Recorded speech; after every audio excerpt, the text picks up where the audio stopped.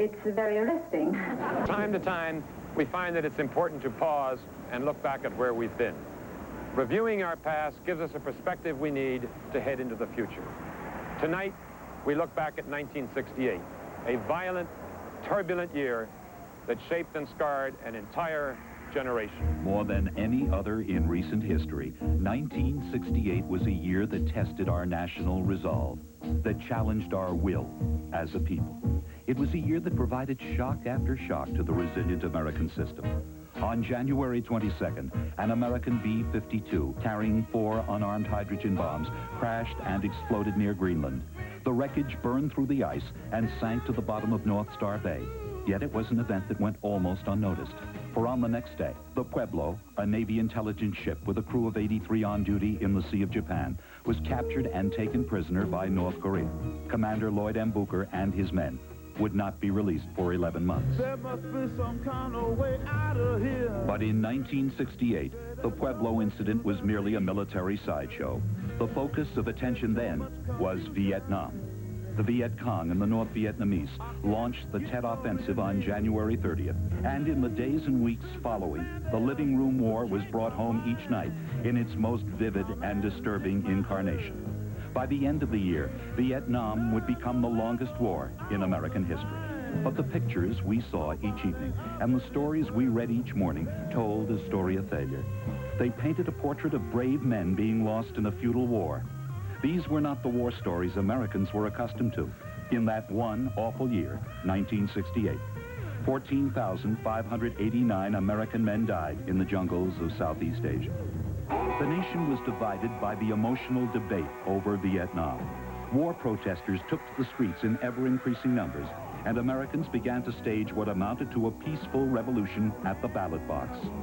On March 12th, in New Hampshire's Democratic primary, Senator Eugene McCarthy, an avowed opponent of the war in Vietnam, made an astonishingly strong showing against President Lyndon Johnson, who would declare within 3 weeks, "I shall not seek the nomination of my party for another term as your president."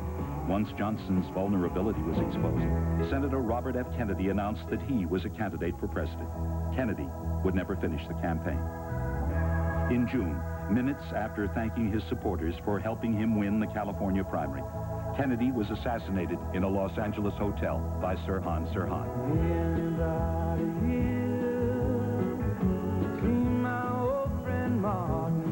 In April, civil rights leader Martin Luther King Jr. was murdered in Memphis by James Earl Ray.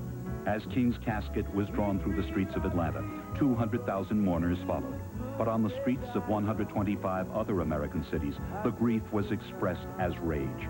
In Chicago, Mayor Daley ordered his police to shoot to kill any arsonists and cripple or maim any looters. That served as prelude to the disturbances that accompanied the Democratic Convention. While Hubert Humphrey was being nominated for president, anti-war protesters on the streets of Chicago were routed by the authorities in what a presidential commission later described as a police riot. In November, we elected the Republican presidential ticket of Richard Nixon and Spiro Agnew. Both of them would resign in disgrace during their second terms. The turbulence of the season even plagued the world of sport. The most memorable image of the Summer Olympics in Mexico City is not one of exultation and triumph, but of protest. After winning medals in the 200-meter run, Americans John Carlos and Tommy Smith raised their black-gloved fists in anger.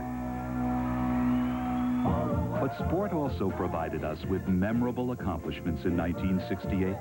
At the Winter Olympics in Grenoble, a dashing Frenchman named Jean-Claude Killy captured the world's imagination when he won all 3 of the men's alpine skiing events on his home mountain.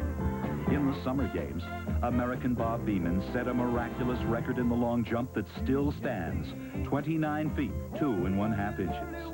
In baseball, Denny McClain became the first and only pitcher to win 30 games since 1934. In college football, O.J. Simpson won the Heisman Trophy, while the professional football season climaxed with Joe Namath engineering the greatest upset in the game's history as the New York Jets defeated the Baltimore Colts in Super Bowl III. The accomplishments of gentler souls were not lost in the tumult and shouting of 1968. The young American generation that took to the streets in protest found a sense of community and a means of expression in music, art, and clothing. There was a joyous freedom and diversity that ran the gamut from Simon and Garfunkel to the Rolling Stones. In Hollywood, there was a celebration of newly discovered artistic freedom. But even as such movies as Bonnie and Clyde, The Graduate, and Cool Hand Luke were honored at the Academy Awards, Oliver, a traditional musical, was a box office smash. And the motion picture rating system, which classified films as everything from G to X, was instituted as a safeguard against censorship.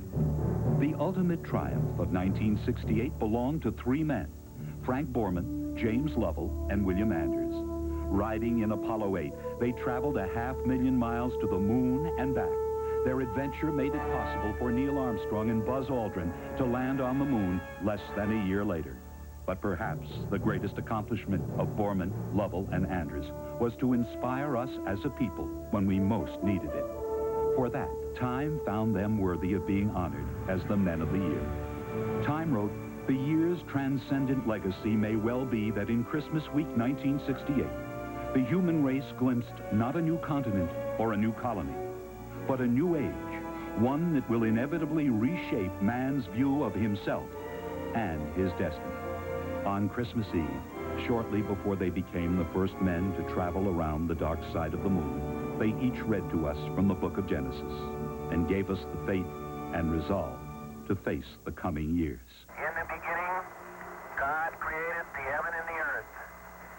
And the earth was without form and void, and darkness was upon the face of the deep. And the Spirit of God moved upon the face of the waters. And God said, "Let there be light."